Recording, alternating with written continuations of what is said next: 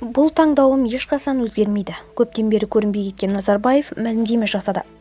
Қазақстанның тұңғыш президенті Қазақстан Республикасының жаңа конституциясын қабылдау мәселесі бойынша республикалық референдумда дауыс берді.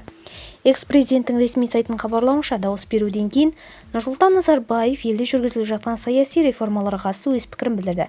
Тұңғыш президент мемлекет басшысы өкілеттігіне осынан 7 жыл бұрын өз еркімен кеткендігін еске салды.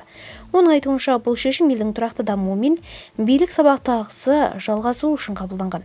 Уақыт тоқтамайды, буын алмаса да, әр буын Қазақстанның тәуелсіздігін қайтуға өз үлесін қосуы тиіс. Біздің заман өкілдері тәуелсіздігі жариялап, шекараны белгілеп, елорданы тұрғызу арқылы өз міндетін орындады деп есептеймін.